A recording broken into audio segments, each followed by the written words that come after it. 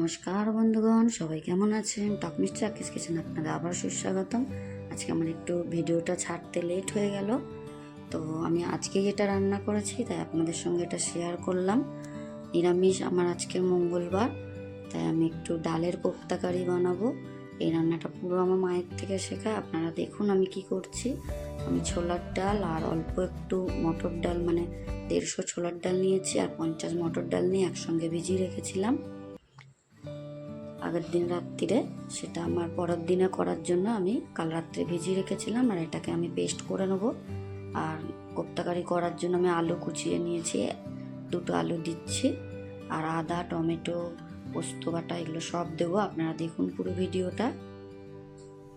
তো আমি ডালটাকে বেটে নিচ্ছি। ডালের মধ্যে আমি একটু আদা আর একটু কাঁচা লঙ্কা দিয়ে, প্রত্যেকটা সময় আমি এরকম আদা কাঁচা লঙ্কা দিয়েই ডালটাকে পেস্ট করে নেবো। ডালটা কিন্তু খুব একেবারে স্মুথলি পেস্ট হবে না, একটু খিচখিচে থাকবে, ঠিক সেরকমই করব আমি।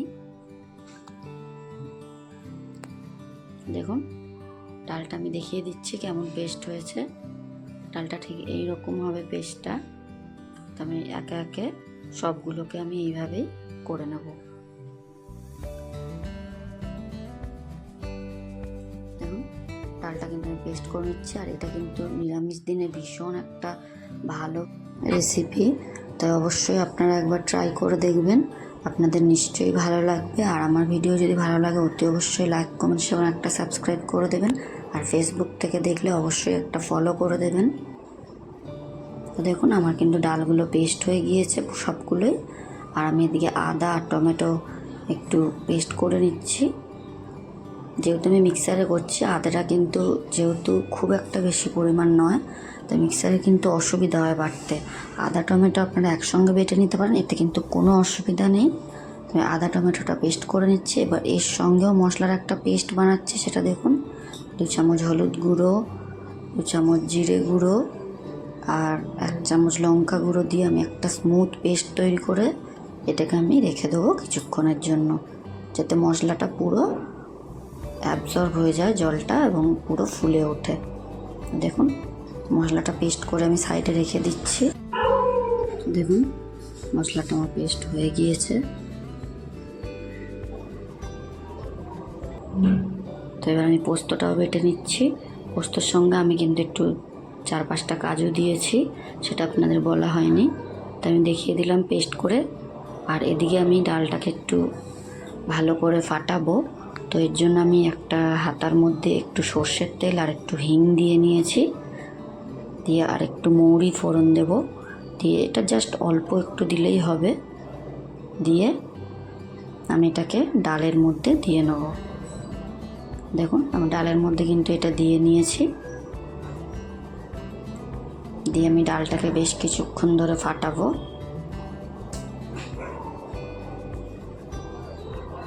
এটা দিলে কিন্তু খুব সুন্দর গন্ধ, টেস্ট ভীষণ ভালো হয়। আর আমি স্বাদ মতো নুন দিয়ে নিচ্ছি। বড়াগুলোকে ভাজবো কোপ্তা সাইজের, তো ভালো করে ডালটাকে ফাটাতে হবে বেশ কিছুক্ষণ ধরে, তাহলে কিন্তু আমাদের ডাল যে কোপ্তাগুলো হবে ভীষণ সফট হবে, ভীষণ ভালো লাগবে খেতে। তো অবশ্যই আপনারা এরকমভাবে একটু কিছুক্ষণ ফাটিয়ে নেবেন, তাহলে কিন্তু ভীষণ ভালো হবে। যারা কিন্তু মানে ভেজিটেরিয়ান, তো পুরোটাই ভেজ খান, অনেক সময় সবজি খেতে ভালো লাগে না, তখন কিন্তু ডালের এই কোপ্তা কারি রেসিপিটা একবার ট্রাই করে দেখবেন, অবশ্যই কিন্তু আপনাদের ভালো লাগবে। তো দেখুন আমি কিন্তু কড়াইতে তেল গরম করতে দিয়ে দিয়েছিলাম, দিয়ে আমি বড়াগুলোকে ভেজে নিচ্ছি। কোপ্তাগুলোকে ঠিক বড়ার সাইজে ভেজে নিচ্ছি আমি। দেখুন ভীষণ সুন্দর কিন্তু এই রান্নাটি। আমি চামচের সাহায্যে দেখিয়ে নিচ্ছি, এরপর আমি হাতের সাহায্যে কিভাবে দিতে হবে সেটাও আমি দেখিয়ে নেব। অনেকে কিন্তু খুব ভালো গোল করে, আমার কিন্তু এটা হয়নি, আমি নিজেই স্বীকার করছি সেটা। তো আপনারা যদি খুব ভালো গোল করতে পারেন সেটা আরও ভালো দেখতে লাগবে। আমি যেটা পেরেছি আমি সেটাই আপনাদের সামনে তুলে ধরেছি।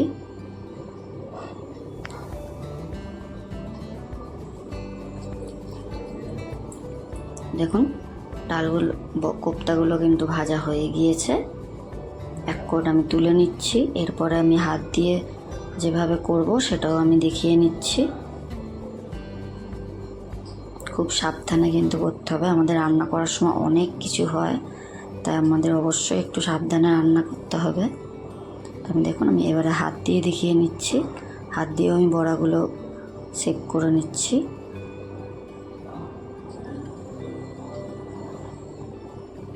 তো একে একে আমি এইভাবে সবকটা ডালকে কোপ্তার সাইজেই ভেজে নেব।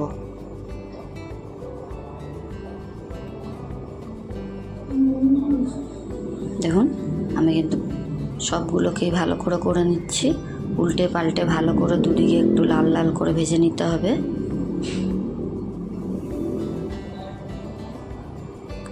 তো এগুলো আমার ভাজা হয়ে গিয়েছে, আমি এবার তুলে নিচ্ছি। আমার কিন্তু সবগুলো ডালের কোপ্তাই ভাজা হয়ে গিয়েছে।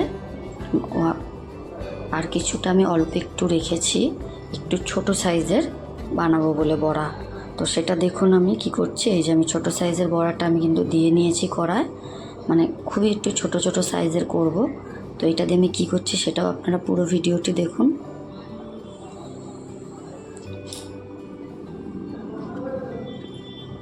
তো এরকম ছোট ছোট একদম বড়ির সাইজের যেগুলো হয়, বড়ির মতন শেপ দিতে পারিনি সেটা ঠিক, কিন্তু একদম বড়ি সাইজের যেটা হয় ঠিক সেই সাইজেরই আমি ভেজে নিচ্ছি।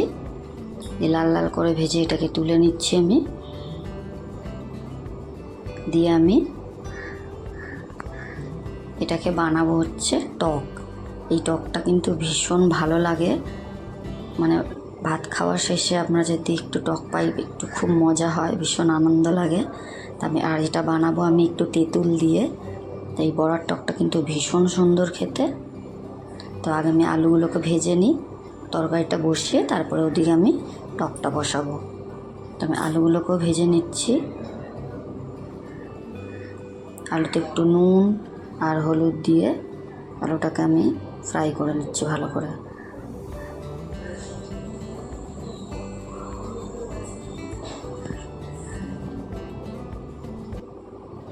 দেখুন আলুগুলো কিন্তু আমার লাল লাল হয়ে গিয়েছে।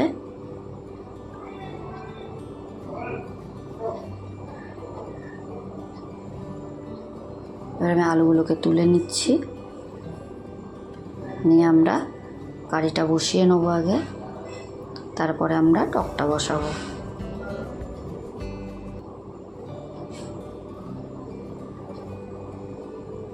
দেখুন কড়াইতে আমি সর্ষের তেল দিয়ে দিয়েছি, সর্ষের তেলেই আমি করবো এই রান্নাটা। আর এর মধ্যে তেজপাতা আর সাদা জিরে ফোড়ন দিয়ে নিয়েছি। দেওয়ার পরে যে আমি মশলাটা পেস্ট করে রেখেছিলাম ওটা কিন্তু কতটা ফুলে গিয়েছে দেখুন, সব মশলা একসাথে হয়ে। তো এবার ওইটাকে আমি তুলে দিচ্ছি, দিয়ে ভালো করে মশলাটা আমরা কষে নেব। ভালো করে একদম মশলাটা কষে নিতে হবে যাতে কোনো গন্ধ না থাকে মশলার। আমি এর মধ্যে একটু কাশ্মীরি লঙ্কা গুঁড়ো দিচ্ছি যাতে কালারটা একটু ভালো হয়। দেখুন এর দিয়ে কিন্তু তেল ছাড়া শুরু করে দিয়েছে। এবার যে কাজু আর পোস্তটা আমি পেস্ট করে রেখেছিলাম সেটাকে তুলে দিচ্ছি, দিয়ে আমি এটাকে ভালো করে কষে নেব।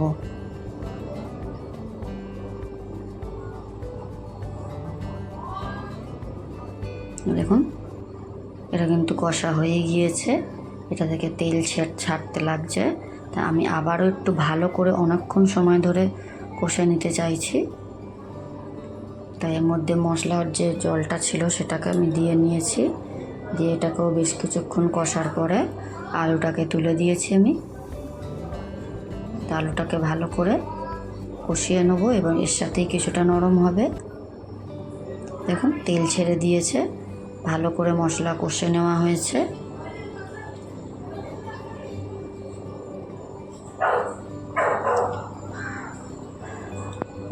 দেখুন এটা কিন্তু হয়ে গিয়েছে মশলাটা কষা, পুরোপুরি লাল তেল ছেড়ে দিয়েছে একদম। তো আমাদের এটা মশলা রেডি হয়ে গিয়েছে। এখন আমরা ঝোলের জন্য একটু জল দিয়ে নেব। একটু কিন্তু বেশি জল দিতে হবে কারণ বড়াগুলো কিন্তু ঝোল টেনে নেবে, একদম শুকিয়ে যাবে। তাই সামান্য একটু কাই থাকলে তবেই ভালো লাগবে খেতে। আর এই রেসিপিটা কিন্তু ভাত, রুটি, পরোটা সবার সাথে ভীষণ ভালো লাগে। তো ওদিকে ওই তরকারিটা হচ্ছে আর আমি এদিকে একটু টক বানিয়ে নেবো। তো এর মধ্যে আমি সর্ষের তেল আর 5 ফোড়ন, শুকনো লঙ্কা ফোড়ন দিয়ে হলুদ দিয়ে নিয়েছি, দিয়ে যে তেঁতুলের কাঁচটা বার করে রেখেছিলাম সেটাকে দিয়ে নিয়েছি, দিয়ে জল দিয়ে ঝোল রাখছি। ভীষণ কিন্তু সুন্দর খেতে হয়। ভাত খাওয়ার শেষে একটু যদি এটা মুখে পড়ে ভীষণ ভালো লাগে, পুরো এনার্জি একদম চাঙ্গা হয়ে যায়। তো অবশ্যই আপনারা একবার এটা ট্রাই করে দেখবেন। তো এটা আমার ফুটতে শুরু করে দিয়েছে। তো এটার মধ্যে আমি ডালের যে ছোট ছোট বড়াগুলো ভেজে রেখেছিলাম সেটাকেও আমি দিয়ে নিচ্ছি, দিয়ে এটাকে আমি ভালো করে ফুটিয়ে নেব, এটাকে রেডি করে নেব। দেখুন এটা কিন্তু হয়ে গিয়েছে, টকটা রেডি। এদিকে দেখুন আলুও সেদ্ধ হয়ে গিয়েছে, কারিটাও হয়ে এসেছে। তো এখন আমরা বড়াগুলোকে তুলে দিচ্ছি। বড়াটা বেশ কিছুক্ষণের মধ্যে থাকবে, এটা কিন্তু পুরো টেনে নেবে, ঝোলটা কিন্তু পুরোপুরি বসে যাবে। সামান্য একটু নিচে কাই থাকবে, নাহলে কিন্তু পুরো শুকিয়ে যায়। আমি এবার এই সময় দিয়ে নিলাম এটা, আর একটু স্বাদ মতো চিনি দিলাম। নিরামিষ রান্না একটু চিনি দিলে কিন্তু ভীষণ ভালো লাগে খেতে। তা আমি একটু দিয়ে নিলাম, আর এটা আমাদের রেডি হয়ে গিয়েছে। এখন আমি শাহি গরম মশলা দিয়ে নিলাম আর ধনেপাতা কুচিয়ে দিয়ে নিচ্ছি। ভীষণ ভালো লাগবে এতে স্বাদ আর গন্ধ। তো আমাদের রান্নাটা কিন্তু রেডি। আপনারা কিন্তু অতি অবশ্যই আমাকে জানাবেন আজকে রান্না আমার কেমন লেগেছে। আর আবারও বলছি, দেরি করে ভিডিও দেওয়ার জন্য আপনাদের কাছে সরি চেয়ে নিচ্ছি আমি। তো আমাদের রান্নাটা রেডি, দেখা হবে আপনাদের সঙ্গে পরবর্তী ভিডিওতে। টাটা।